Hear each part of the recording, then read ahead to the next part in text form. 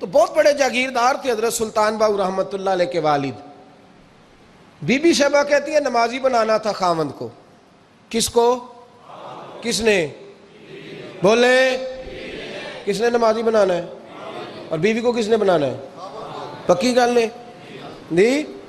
میں کونسلر صاحب نوں میں کیا ماشاءاللہ جیت گئے ہو؟ کہندے ہاں جی. میں کہندے جی کوئی حکم ہوئے تو مینوں دسو. میں کہ حکم ہے کہ تسی اپنے ہلکے دے بندیاں دی ڈیوٹی لانی, کہڑا کہڑا نماز حاضری لانی ہے, کہڑا کہڑا نماز پڑھنا ہوندا ہے تے کہڑا کہڑا نہیں ہوندا. کہنے لگے بڑے سیانے نکلے ہو, پہلا مینوں ہی وسیتے واڑ چھڑیا جی. میں جاؤں گا تو دوجیاں دی حاضری لاؤں گا نا. تو خاوند نمازی بنائے گا بیوی کو تو اس سے پہلے خود بنے گا تو بنائے گا نا جی. جی تو اگر خاوند کہہ دے تو پڑھیا کر, میرے پیچھے نہ لگی تو کہنی جنی کو تو پڑھنی اونی میں پڑھنی ہے نا. تو آج میں ایک دوست کو کہہ رہا تھا بچے وہ کام نہیں کرتے جو آپ کہتے ہیں. اور میں نے جمعے میں بھی کہا تھا بچے وہ کرتے ہیں جو ہمارا عمل دیکھ کے بچے چلتے ہیں, صرف بات پہ عمل نہیں کرتے.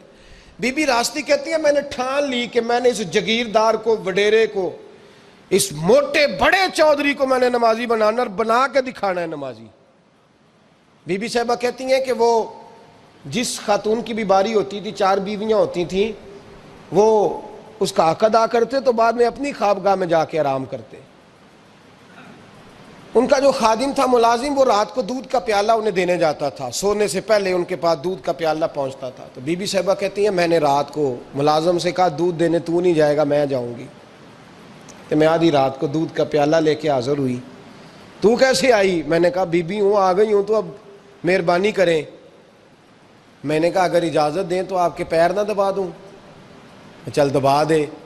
بی بی کہتی ہیں پیر دباتے دباتے میں نے کہا اگر اجازت دیں تو صبح نماز کے لیے جگا دوں. یہ نماز کی تبلیغ ہو رہی ہے. تو بابا جی پتہ کیا کہتے ہیں حضرت بازید؟ کہنے لگے تو مجھے جانتی نہیں, خبردار مجھے تبلیغ کرنے کی کوشش کی. اس گھر میں رہنا ہے تو سانس اونچا نہ لینا, پتہ ہے تو کس کے ساتھ بھی آئی, خبردار. کہتے میں چپ کر کے آ گئی. اگلے دن پھر دودھ لے کے پہنچ گئی تو انہوں نے آنکھ کھول کے دیکھا میری طرف, پھر آ گئی ہے. میں نے کہا اب میرے خاوند ہیں, میرے سر کے تاج ہیں, پیر دبا دوں؟ کہ دبا دو. کہتے ہیں میں نے 10 منٹ پیر دبائے تو میں نے کہا اگر جان کی امان پاؤں تو فجر میں جگا دوں. میں نے جلال فرمایا. کہنے لگے تجھے کہا تھا نا کہ مجھے کسی کا مشورہ قبول نہیں, تو کون ہوتی ہے مجھے بات کرنے والی, چل دوڑ جا. بی بی صاحبہ کہتی ہیں میں 10 دن جاتی رہی. کتنے دن؟ انہوں نے سختی بھی کی, برا بھلا بھی کہا, اور کئی دن یہ بھی کہا کہ کل آئی تو پھر یاد رکھنا. کہتی ہیں 10ویں دن میں گئی تو حضرت بازید کہتے ہیں میرے دل میں خیال آیا یہ جان چھوڑنے والی نہیں, یہ باز نہیں آئے گی. اور چلو ہے بھی تو میری بیوی, غلط بات بھی کوئی نہیں کر رہی, کہہ بھی نماز کر رہی ہے. کہنے لگے اگر میں سویرے اٹھ جاؤں تو پھر دوبارہ تو نہیں آئے گی, تو دوبارہ تو نہیں آئے گی. یہ دیکھیں میاں بیوی کا آپس میں رشتہ. سویرے اگر میں اٹھ جاؤں نماز کے لیے تیرے کہنے پہ تو میری جان چھوڑ دے گی تو. بی بی صاحبہ کہنے لگی میں دوبارہ نہیں آؤں گی, آپ مہربانی کریں سویرے اٹھ جائیں. کہنے لگے چل تو میری بیوی ہے, ایک بار مان لیتا ہوں تیری بات, سویرے جگا دینا. بی بی راستی کہتی ہے میں پہلے سو کے اٹھا کرتی تھی, وہ رات میں سوئی نہیں. کہتی ہے میں ساری رات رو کے گزار دی, ساری رات, اور بیدار رہ کے گزار دی. سویرے فجر کے وقت پانی گرم کیا, بغل میں مصلی لیا, خامد کو بیدار کیا, وضو کرایا, اور کہتی ہیں جب وہ اللہ اکبر کہہ کے سنتوں کی نیت باندھی تو میرے اس طرح آنسو گرے جیسے سیلاب آتا ہے اور دریا کا بند ٹوٹتا ہے. اور میں نے رو کے کہا مولا میرے اختیار میں یہیں تک تھا, میں مصلی پہ کھڑا کر سکتی ہوں, میں دل تو نہیں نہ بدل سکتی, وہ تیرے قبضے میں ہے, مقلب القلوب ہے, فضل کار اس کا دل بدل دے. فرماتی ہیں میں روتی رہی, 2 رکعتیں پڑھ کے میری طرف دیکھا تو فرضوں کی نیت باندھ لی, اور 2 فرض پڑھ کے پھر میری طرف دیکھا. کہنے لگے خبردار سویرے جگانے آئی تو. میں نے کہا جی نہیں جگاتی.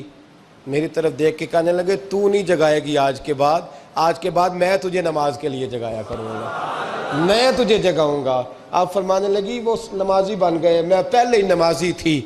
جب ان 2 نمازیوں کا ملاپ ہوا تو اللہ نے سلطان باہو جیسا بیٹا عطا فرمایا, سلطان باہو جیسا بیٹا عطا فرمایا. میرے بھائی میاں بیوی ایک دوسرے کو دیندار بنائیں گے, ایک دوسرے کو نمازی بنائیں گے، وہ ایک دوسرے پہ، اور کس طرح کا بڑا مشکل ہوتا ہے بیوی اپنے خاوند کی تعریف کرے، مشکل ہوتی ہے۔ اعلیٰ حضرت فاضل بریلوی رحمۃ اللہ تعالی علیہ کی زوجہ، ان کا طریقہ یہ تھا کہ وہ اتنی شناسہ ہو گئی تھی، اعلیٰ حضرت لکھتے تھے تو وہ واقف ہو گئی تھی، وہ کتاب کا اعلیٰ حضرت فرماتے تو وہی کتاب اٹھا کے زوجہ لاتی۔ اس زمانے میں قلم بنتے تھے اپنے ہاتھوں سے، لوگ چھری لے کے اس کے ساتھ قلم بنایا کرتے تھے، تو قلم بنا کے سیاہی رکھتی، کاغذ کئی دفعہ ڈانٹ دیتے اعلیٰ حضرت، کئی دفعہ ڈانٹ دیتے، لیکن اماں جی سنتی۔ وقت وصال آیا تو ایک دن فرمانے لگے، حامد رضا کی ماں، تو نے ساری زندگی مانگا کچھ نہیں، تو نے میری بڑی نوکری کی، میرے دین کے کاموں میں سب سے بڑی مددگار تو تھی، چل کوئی چیز مانگ لے۔ جب دین کے رشتے ہوتے ہیں تو پھر معاملے بھی دینداری کے طے ہوتے ہیں، کچھ مانگ لے۔ بڑا کچھ مانگ لیتی ہیں نا بیویاں، بڑا کچھ۔ اعلیٰ حضرت کی زوجہ کیا کہتی ہیں میں نے آپ کو صبح و شام دیکھا ہے، میں نے آپ کے دکھ سکھ دیکھے، خوشی غمی میں آپ کا رویہ دیکھا ہے، میں نے آپ کو ہمیشہ دیندار اور پرہیزگار پایا ہے، اگر مجھے کچھ دینا ہے تو ہاتھ اٹھا کے میری بخشش کی دعا کر دیں، اور اگر صبح قیامت مجھے ضرورت پڑی تو میری سفارش کر دیں گے۔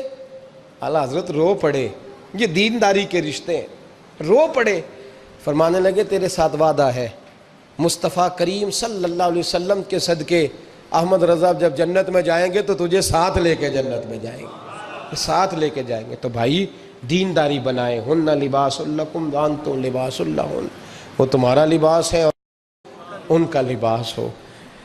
رمضان شریف آ رہا ہے، ارادہ کر لیں کہ تراویحیں ساری جماعت کے ساتھ پڑھنی ہے، پڑھیں گے انشاءاللہ تعالی۔ نوجوانوں سے میری گزارش ہے، جوان بچوں سے، ضروری کوئی مذہبی چیز آپ نے دیکھنی ہو، سننی سنانی ہو تو ٹھیک ہے، ورنہ رمضان میں موبائل استعمال نہ کریں، مہربانی فرمائیں، ارادہ کریں۔ اگر کبھی مجبوری بن جائے نا تو ہسپتالوں میں بھی 2-2 گھنٹے بندے کو ایک ٹانگ پہ کھڑے ہونے پڑ جاتا ہے، پاسپورٹ کے دفتر لوگ کھڑے رہتے ہیں، شناختی کارڈ کے دفتر کھڑے رہتے ہیں۔ ارادہ کرو قرآن پاک سننے کا، اور مسجد میں حاضر ہو کے با جماعت 20 تراویحیں پوری پڑھو، اور عشاء سے پہلے آؤ، سنتیں ادا کر کے مسجد میں نماز پڑھو۔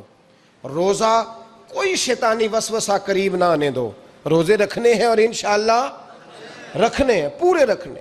مزدور آدمی جو مزدور ہے وہ کہتا ہے میں مزدور ہوں، میں کیسے رکھوں؟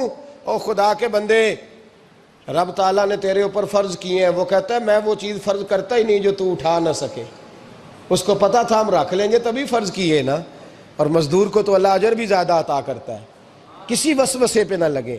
اور قرآن، یہ 2 باتیں ہو گئی، روزہ اور تراویح، اور تیسرا دن کے 2 حصے کریں، جو وقت بچ جائے اس کے 2 حصے کریں، آدھے حصے میں قرآن پاک پڑھنا ہے اور آدھے حصے میں درود و سلام پڑھنا ہے، یہ وظیفے پکے کر لیں۔ اور جو لوگ غریبوں کی مدد کرتے ہیں، مسکینوں کی، یتیموں کی، ان سے میری گزارش ہے کہ وہ مہربانی کریں تو 1 رمضان کو لوگوں کے ساتھ تعاون کریں۔ کس تاریخ کو جی؟ بولے قاری صاحب نے سوٹ کدن دین دے ہو جی، تاکہ کوئی درزی سی کے نہ دے وے، ایک ادھر پان آنا لے وے سوٹ، مولوی بھی نواں، یہ ساڈا مولوی یہ تے پرانے دی چنگا لگتا ہے، اور پہلے دے میاں یہ کام بھی پہلے کریں تاکہ وہ سلا لیں اور سلا کے پہن لیں۔ میری باتوں کی سمجھ آ رہی ہے آپ حضرات کو؟ غریب کے ساتھ، مسکین کے ساتھ، جس کے ساتھ بھی کوئی تعاون کرنا ہے وہ پہلے کریں، پہلے اپنے بچوں کو کپڑے بعد میں اور غریبوں کے بچوں کو پہلے، تاکہ وہ شریک ہو، رمضان میں شریک ہو، کسی کو سودا پہلے دیں، جو پہلے کرنے کے کام ہیں ان کو پہلے کریں، مہربانی فرمائیں۔ رمضان کی نیت کریں، ارادہ کریں، اپنے اندر ذوق پیدا کریں۔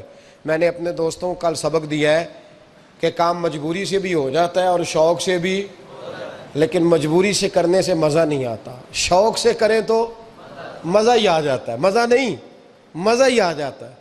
تو کام کریں گے، لطف آئے گا آپ کو روزے رکھنے کا، عبادت کرنے کا، لیکن لطف کے ساتھ کریں، اپنے اوپر بوجھ بنا کے نہ کریں، پھر آپ کو ذائقہ نصیب ہوگا۔ اللہ سمجھنے کی توفیق عطا فرمائے۔ آخر دعوانا الحمدللہ۔